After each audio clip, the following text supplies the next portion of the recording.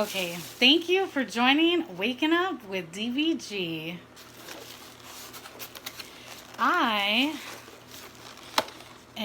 started eating this already, but do not fear, there is a lot of food, so you are not getting cheated. I'm sure you'll still see me finish this meal. I wasn't planning to do this mukbang, but this will be fun to do. I went to Panda Express. I got their chow mein, their orange chicken, and this is their mushroom chicken. It has zucchinis as well, and the mushroom right there. So, I have a Sprite. Let's get to eating. I'm excited. So if you have a snack, if you have a meal, you want to join me, come on and join me. That's one reason I love mukbangs and that got me into it, is because sharing meal, I don't think I've said this before, sharing meals with loved ones is one of my favorite pastimes. I absolutely adore eating good food at a restaurant with a friend or family, or even at home, eating a nice cooked meal, or like during holidays or just other occasions, just gathering around food.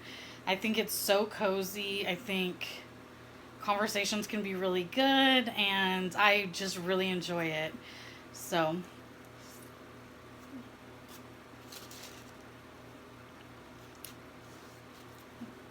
I think that was my initial appeal to me liking mukbangs, is the whole eating and talking, because it makes you feel like it in an intimate setting with someone, like you actually are getting, like you're their friend, or yeah, you're getting to know them, and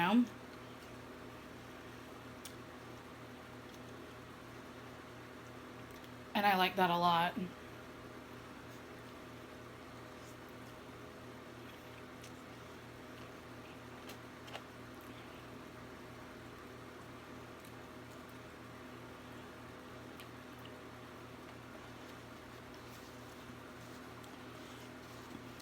So I mentioned at the end of the last video the murder of George Floyd, the black man, the 46-year-old black man from Minneapolis, and how he was murdered by the police officer. And there were a total of 4 officers there on the scene.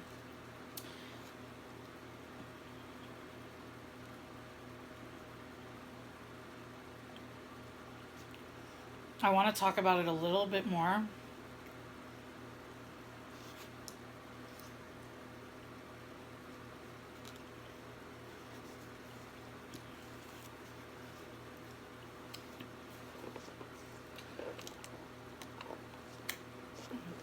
So, today is Thursday, June 4th. I just am sharing the date with you so that you know the information I'm sharing is based on the evening of June 4th. I haven't looked online in the past few hours, or honestly, I haven't looked online much today about what's going on. But the other 3 officers who were at the scene of the murder were arrested, and instead of 3rd-degree manslaughter that the person who killed George Floyd was initially charged with, I believe is the right term, they increased I think it was the Attorney General that increased the charge to 2nd-degree manslaughter. I hope I'm saying all the terminology right. When it comes to legal stuff, like, it's very interesting to me, but there's a lot of different terms where they sound like similar things, but they're totally different processes, Like, charged, convicted,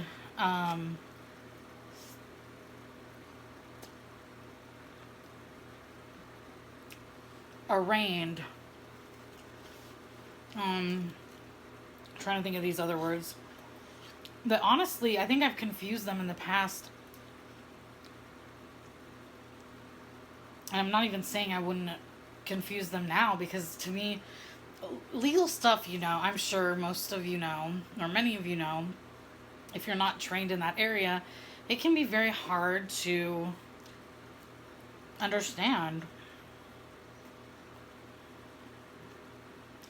And honestly,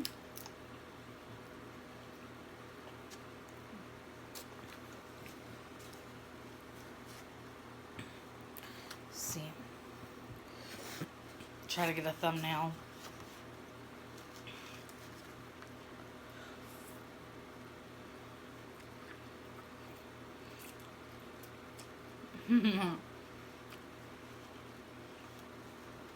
I always forget the thumbnail piece, so let me try to get another one.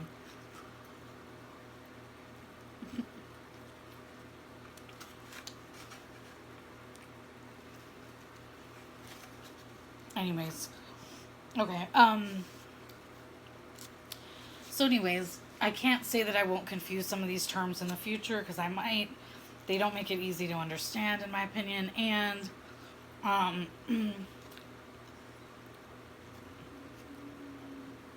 shoot, I lost my thought.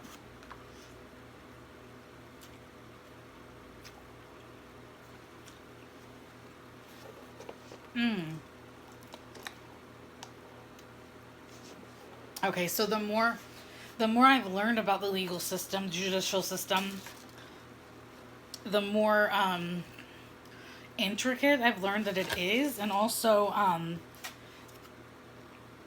I've learned that it's not straightforward necessarily. I've also learned that, of course, I already knew it's not a fair system. The whole bail bond system in America, to me, is utterly confusing. The way that judges can set bail based kind of initially upon arrest, I believe, is very confusing to me. Excuse me. Also, that seems very corrupt, the way that bail is set as far as the monetary amount, because it can range from so low to really, really high, in the millions. And sometimes it's just ridiculous what it's set at for really minor crimes.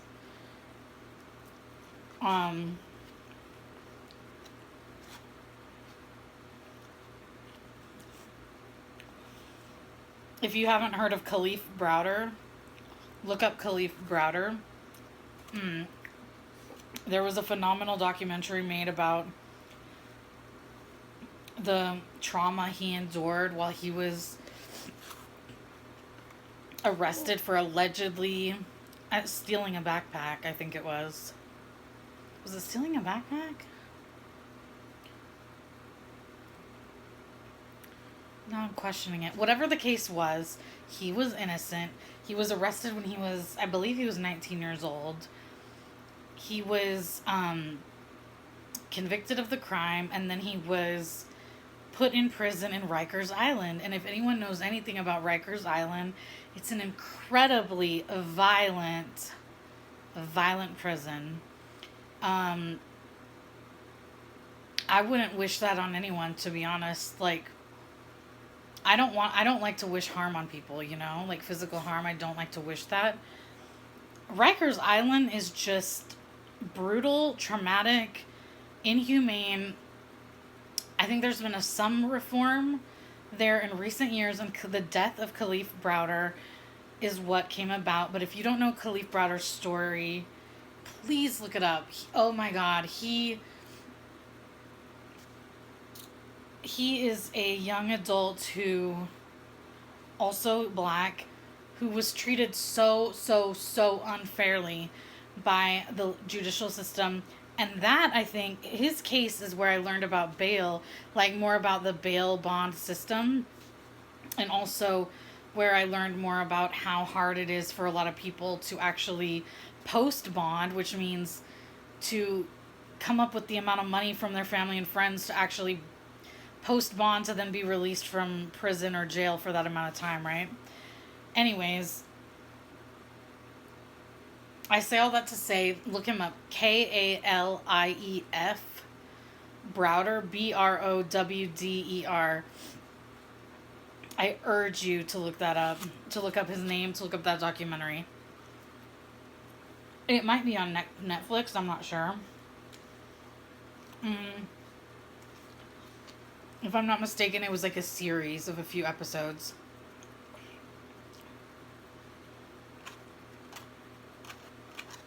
Incredibly tragic, traumatic story and experience. And another example of how the judicial system and law enforcement in this nation failed this young black man.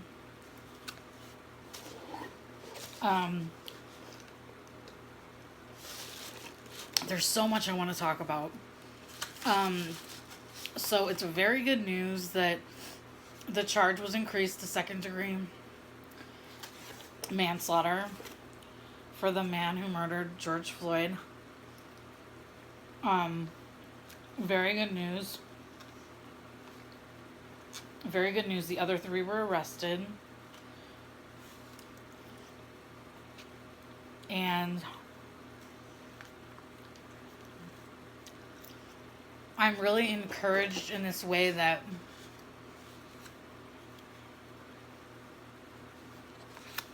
there have been peaceful protests in every state in the U.S. And there have been peaceful protests in numerous countries.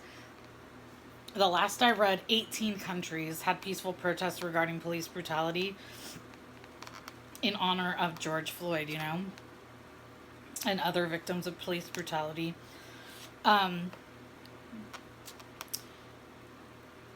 It has been... I've had so many emotions just watching the images and, footage, reading articles about the protests. So many emotions. I've been really proud of the protesters. I've been so happy that people are showing up in these numbers.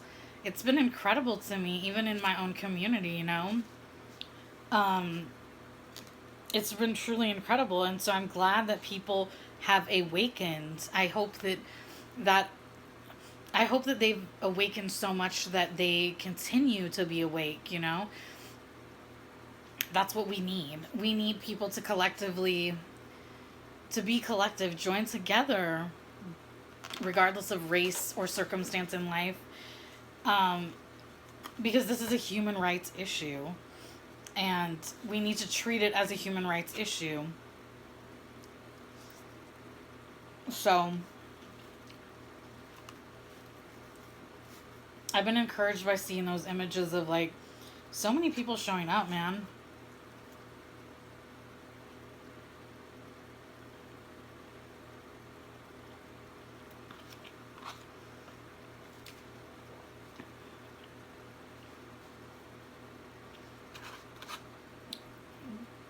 I know. Well, it's also been hard to watch some footage because this whole thing started because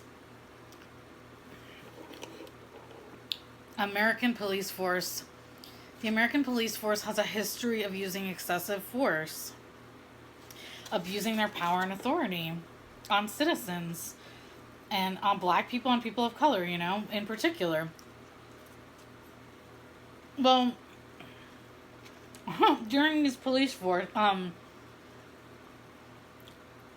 during these protests, what do police end up doing in a lot of these cities? They end up using excessive force to peaceful protesters, mind you. I'm not saying that some people aren't causing property damage and looting. I'm not saying that. However, and I'm going to talk about the looting situation as well, right? And property damage in just a moment. However, we need to be mindful about the peaceful protesters that are all around. So when police are using this excessive force, when they're throwing those tear gas canisters, when they're shooting rubber bullets, when they're implementing other forceful tactics such as those, there's so many innocent bystanders around. A lot of these instances, they're peaceful protesters. It's like, okay, wake up, police. You have like the whole reason this revolution, in a sense, has come up is because of the police brutality against black people and people of color. So the police are going to just show, in so many of these American cities, they're just going to show, oh, well, we still are using excessive force. So you're missing the point. You're missing the point. You're missing the point. Okay? And it's frustrating because sometimes I feel like people praise the police or like compliment them on things that they should already be doing. Like when police officers are kneeling during these protests, I'm not saying that's not a kind gesture or like a gesture of like, hey, we hear you, we see you. But it also could be a marketing PR tactic. It could also be a tactic to like calm down the crowds, to, control the crowds. Doesn't necessarily mean that those are genuine acts, that when those police officers are doing that. I don't know. Look, I don't know. But what I'm saying is, for people to act like the police are so amazing for like kneeling to show like, hey, we're with you in this during these peaceful protests, I'm like, no. Like, at first my heart was a little warmed and I was like, wow, that's cool, That's really cool that the police would recognize this movement in this way.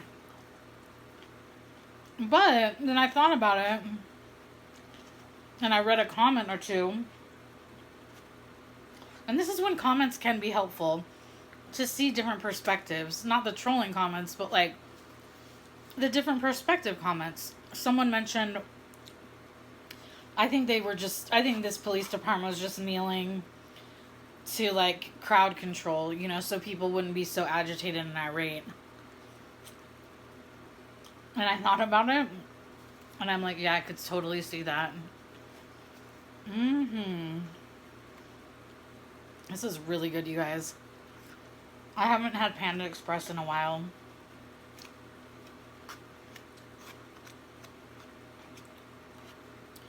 The lobby was closed, so we had to go through the drive-thru. My little sister, niece, and I. We were going to eat together, but we were eating together at the park. But we got interrupted because my niece had to use the restroom and the bathroom was closed at the park. They locked it because of the pandemic, so we had to cut it short so my niece could go home and use the bathroom. So you get to join me for a meal instead. I love spending time with my family, and I absolutely adore my niece. She's the light of my life. But it was the right thing to do for us to not eat anymore. So I digress. But anyways,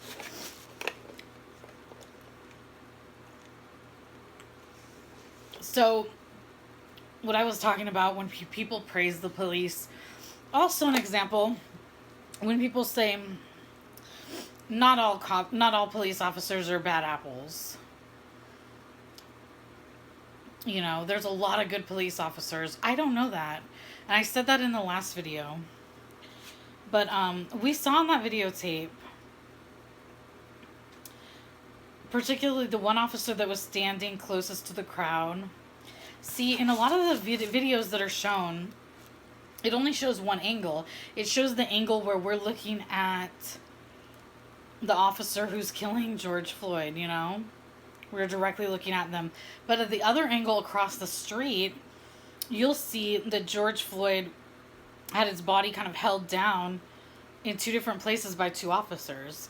And that perspective is, I don't know if a lot of people are aware of that, because, yeah, so anyways, there were actually four officers right there the whole time.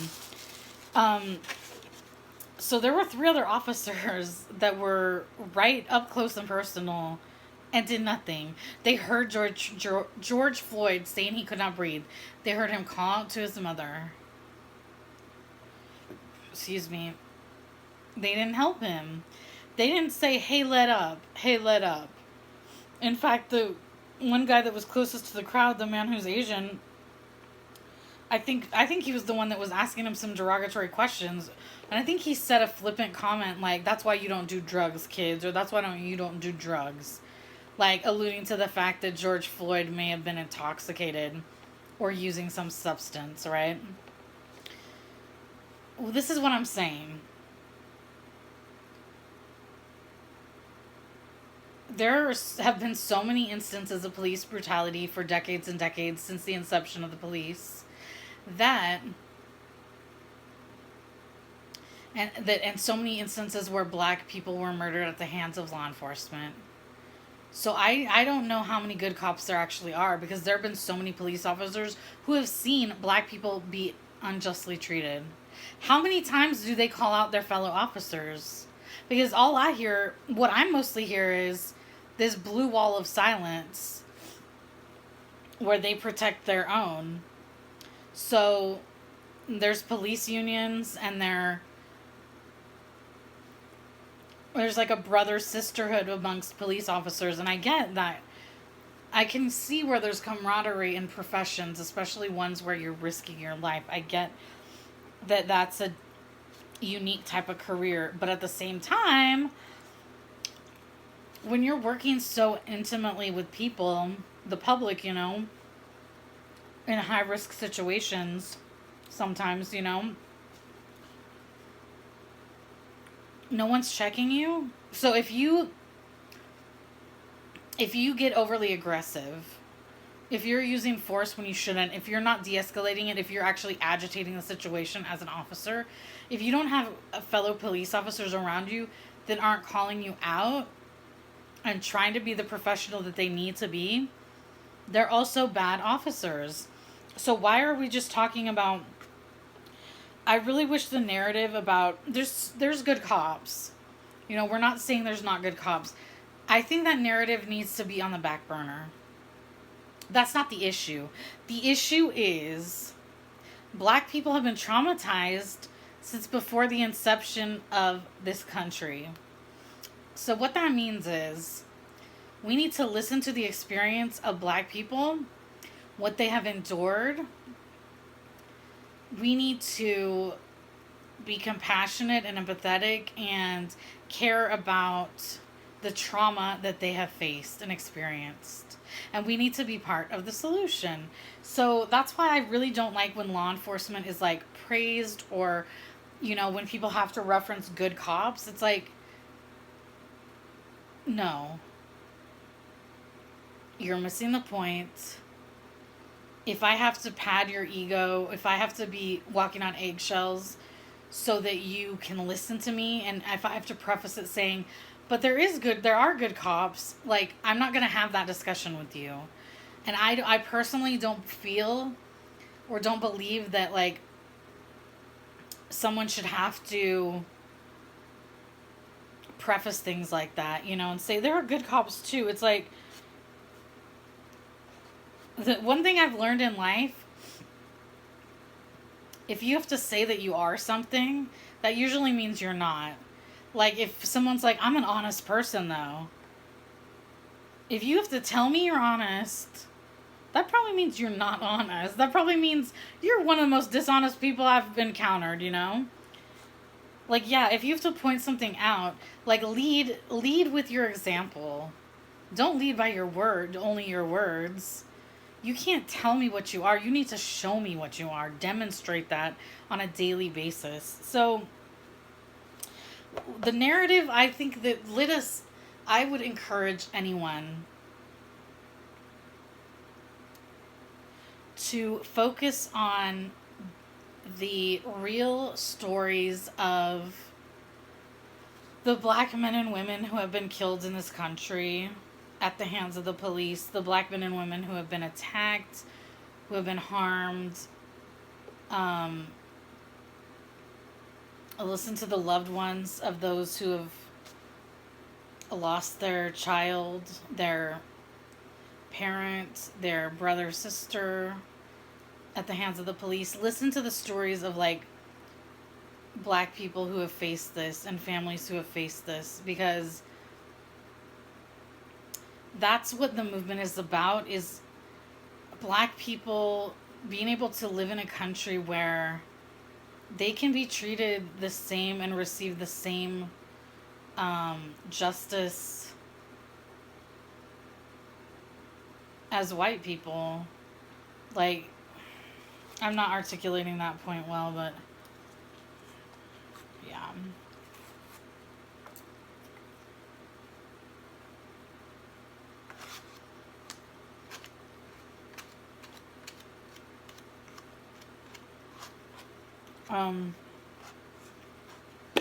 That was a piece of orange chicken. My last piece of orange chicken, and it was so, so good. It was a really big piece. So good.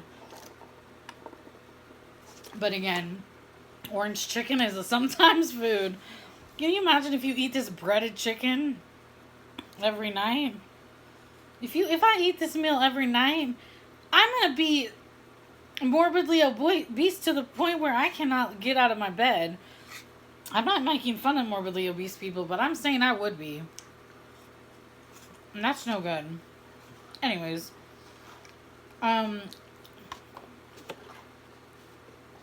See, I just have a little tiny bit left. It is a lot of food. I didn't eat too much today, so I honestly don't feel too bad about eating this right now, but these noodles are way greasy too. I love some greasy noodles. I'm not gonna lie. Greasy noodles.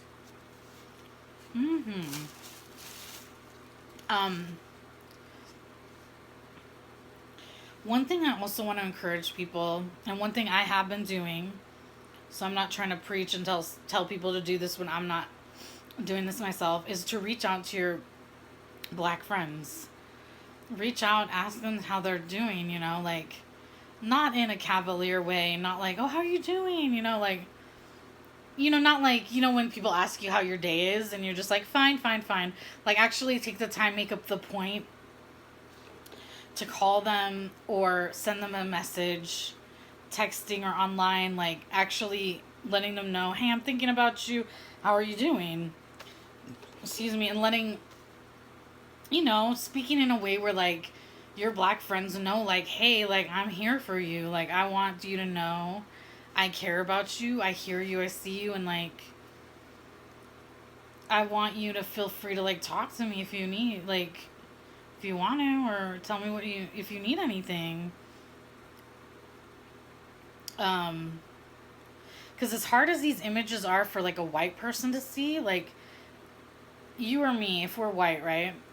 As a white person, it's been a hard week and a half to first of all, see this man get murdered, hear him, and then see these protests and how the police behave. It's just been very challenging, okay? But one thing that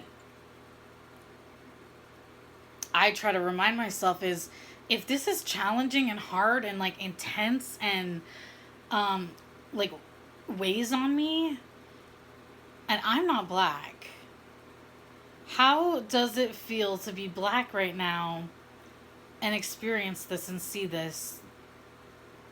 I mean, I cannot imagine. I really cannot imagine. And that's why we need to think of, pray for, ask how our black friends are doing. Ask them, you know? Be sincerely ask, and, know, like, show that we really are here for our black friends, because um, we need to be in this together. Even though you or I may not have experienced things at the hands of the police, this is a human rights issue, and collectively working together is always has stronger and better outcomes. So I just hope that you'll really think about your black friends, and also, like, even sometimes, like, depending on how close you are with your friend, but, like, even asking, like, hey, how are you taking care of yourself? Like, are you resting? Or, just letting them know, like, I hope you're taking care of yourself. And then also, like, this is what I like to do is sometimes I'm a very passionate person in general, and before any of this happened, starting way, way back, even to my childhood, issues regarding race, religion, nationality, those things have been important to me as far as, like, oppression of people. And I could get into that about stories about my childhood when it all started, but maybe I'll do that some other time if you guys are interested. But anyways, I say all that to say, me caring about how all people are treated, and caring about matters dealing with race and racial injustice, this is not new for me to speak about or care about or talk about. And so, like, let me give you an example. I have a really good friend. She's black. And when I get really passionate sometimes when I talk to her, because, like, for one, I really value her opinion. I like to hear what she has to say just in general. Not because she's black, but because, like, I just value her as a person, right? But of course, her experience being black, like, it matters to me. And so when these issues of race come up, when these traumatic things happen and tragic things, I'll have conversations with her sometimes. And this time I was, like, really careful to think about, like, when I called her, I didn't want to just get right into the conversation, because sometimes I'm like, da da da da da da da da da, like, I just jump right in the conversation, you know? And I didn't want to be that same person. I didn't want to be inconsiderate, or I didn't want to be, I wanted to be thoughtful in my approach. I didn't want to just be like, oh, hey, did you see this footage? Or what do you think about this? Like, I didn't want to be inconsiderate, I really wanted to care about how she feels and what she's been going through. So I'll share this example. So, after we greeted each other on the phone, then I was, shortly after, I said, hey, there's things I want to talk to you about. I'm curious about your opinion, but because of everything going on, I don't want it to be, like, too intense, or I don't want to add to anything you've been feeling. Do you mind if I, like, talk to you about what's been going on? And she didn't mind, but I felt that was a good way for me to approach it, because I don't want to be a white person that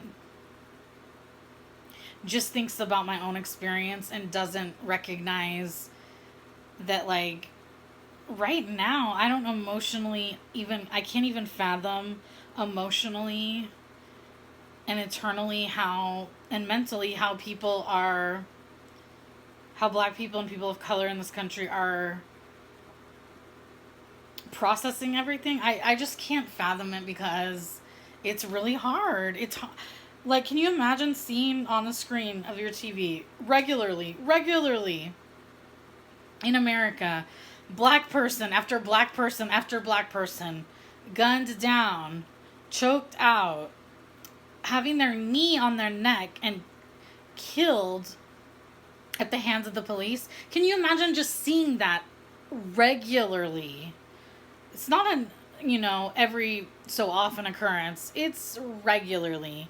And so I can't imagine that. And then, yeah, like, so anyways, I wanted to share that example, because sometimes it helps me to know how to word things. And sometimes if you're a person that maybe processes things like me, I don't know if you are, you might have your own approach or different way that you would approach your, you know, your friend. But like, all I'm saying is I wanted to share that example so that to hit home the point that we need to care about other people's experiences as white people.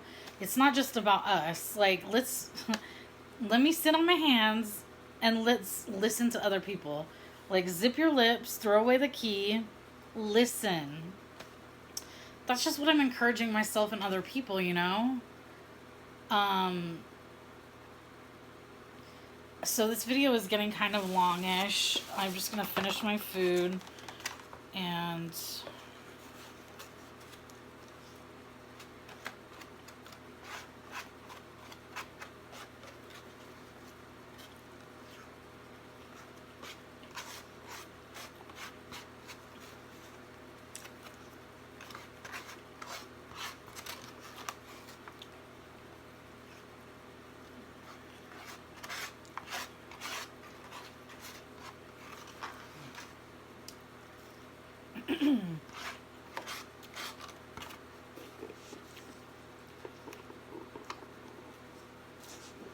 I know that pop is like comically insanely large. I know that. Honestly, I shouldn't have gotten a large.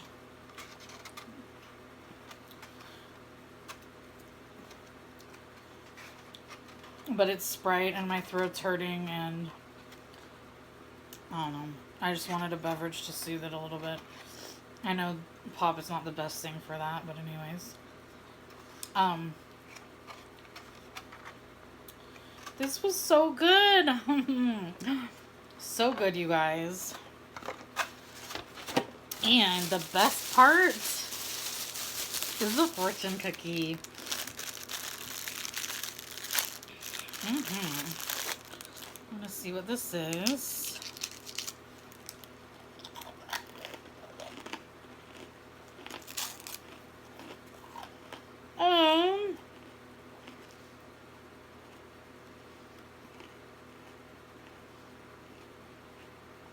It's a good fortune.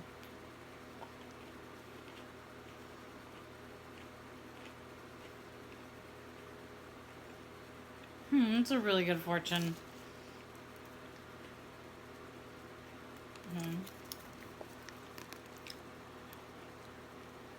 You might not be able to see it. Live a life you love.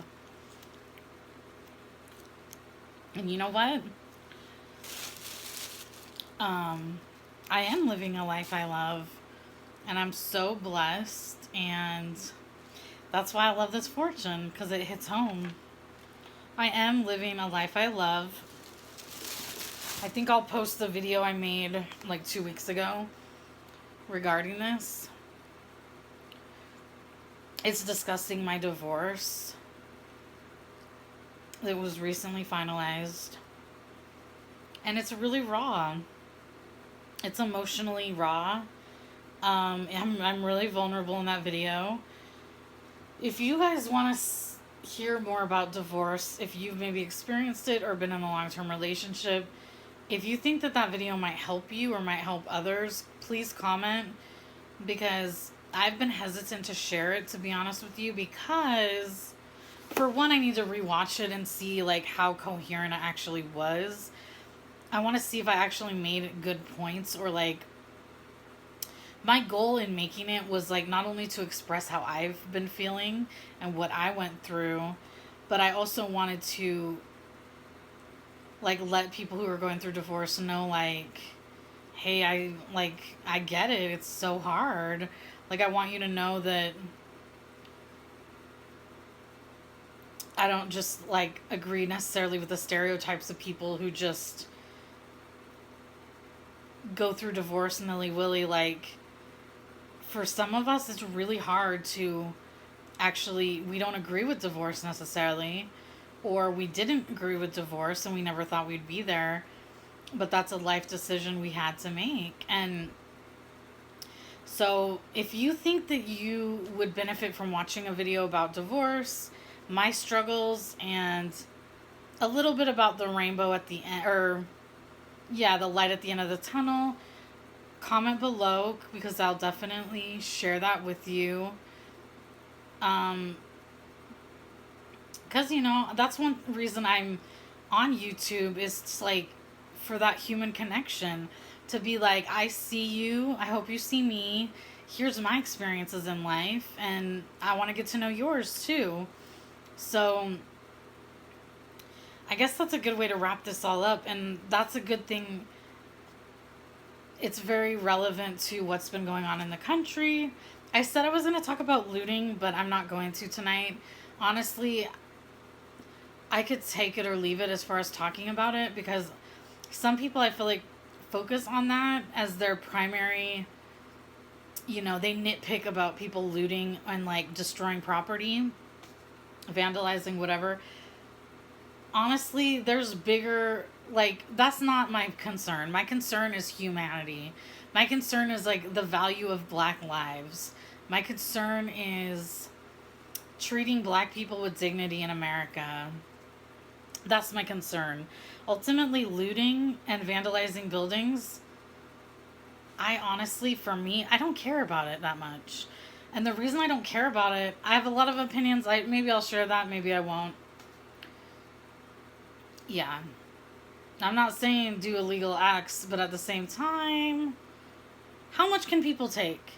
And who's really doing the looting? Have you seen some footage? Who's really vandalizing most of these buildings? You need to dig deeper and look at some of this footage, because you guys, there's some shady shit going on in America. Shady as hell. Evil. I'm telling you, straight up evil. I'm not going to get into it in this video, but that's one reason why I could care less about looting and vandalism, because of the shadiness and evilness going on in this country. Look it up, man. You can just dig around social media just a little bit and you'll see it. Anyways, so going back to what's going on in this country and why I'm on YouTube, one of the reasons is to connect with fellow people, and hear your stories. That's one reason that draws me to YouTube. That's one reason I love watching various channels, is to hear people's stories, to hear the life they come from, the background they come from. I really, just in general, I love that. I love learning about people in that way. Like, what kind of family did you come from? Like, where did you grow up? What kind of customs and traditions did you have? All kinds of things, And YouTube, I think, has some really good examples of people sharing their stories and just like being able to really connect with people. And so I hope that on that note, we will sit on our hands as white people. We will take a step back. We will observe and we will listen to our Black brothers and sisters. Excuse me. It is my belief we're all brothers and sisters. Like my faith, it is my belief through my faith that tells me that we're all brothers and sisters, and because of that, we need to care for each other, and we need to, during this time especially, but during any time, listen to our fellow brothers and sisters. And this time, we need to listen to our Black brothers and sisters and hear about their experiences, their traumas, and how we can be allies and be part of the solution. So, thank you to everyone for watching. If you've participated in any form or fashion in the Black Lives Matter movement, in any of the protests, in any of the petitions, in sharing articles on social media about what's going on, or having discussions about it with family or friends, thank you for having those conversations. Thank you for taking those steps and putting yourself out there. It's so important, and it's so important that we're not just doing it right now in this moment, that we keep the momentum building and building like it has been, and that we continue this even after this movement or revolution, that we continue to Um, be mindful of our own privilege and just care about this and care about our black brothers and sisters, and look at issues as the human rights issues that they are when instances like this come up. So I really just hope we're learning a lot from this, and I hope, I mean, of course, we didn't need another black man to die for us to learn. We shouldn't have needed this, right? Some people are just waking up to what's going on. So please, I urge everyone, be there for your black brothers and sisters, be there for your black friends, be there for your friends who are people of color, because if you really do care about your fellow brothers and sisters, you will take the time, and it is my belief, you'll take the time to step back and listen, you know? And you'll take action and be part of the solution. So thank you so much for joining me. I really appreciate it. I hope that you're doing okay. I hope you're taking care of yourself. If things are too much from what you're participating in or watching, I hope you take a rest. I hope you rest enough, eat well, hydrate, take time for you, and reach out to people when you need to talk, and stay connected with people. But just know I care about you. There's only one you. There's only one you. And thank you so much for watching. Please subscribe. I'd love that if you haven't already. And like, comment, and click that notification bell. Okay. Talk to you guys later.